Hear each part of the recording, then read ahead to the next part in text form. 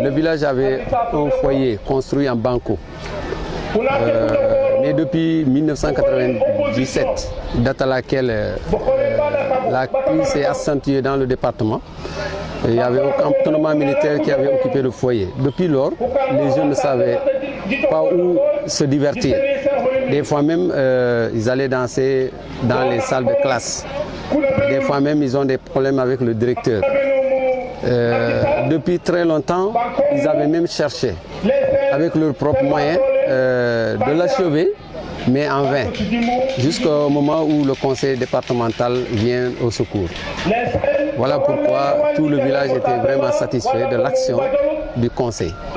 Ce foyer aussi contribuerait à l'avènement de la paix, parce que dans le temps, si vous voyez comment les jeunes regardaient les soldats, ils n'avaient pas compris.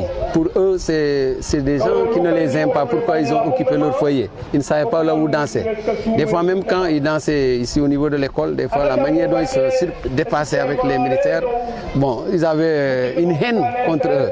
Pourtant, les militaires étaient venus pour assurer la paix. Aujourd'hui, le foyer est là, je crois qu'ils n'auront plus de problème de divertissement. Ce sera un foyer multifonctionnel. Multifonctionnel, comme je le souhaitais. Que ça soit un foyer, je veux dire, parce que nous-mêmes, ce que nous voulions, c'était un complexe culturel. Mais le foyer aussi, on peut le transformer en un centre de formation où les jeunes élèves, ou bien les jeunes garçons et filles, et les femmes aussi, pouvons être formés pour s'adonner aux activités de l'élevage, de l'agriculture et même de transformation de produits locaux. C'est l'un des rares villages, je ne connais pas tout le Sénégal, mais si je prends la région de Ziguinchor, c'est l'un des rares villages, pour ne pas dire le seul village à ne pas être électrifié. Pourtant, c'est un village qui est traversé par la haute tension. À l'époque même, on était même parti jusqu'à une cotisation du village pour acheter un transformateur. Mais malheureusement, cela n'a pas abouti.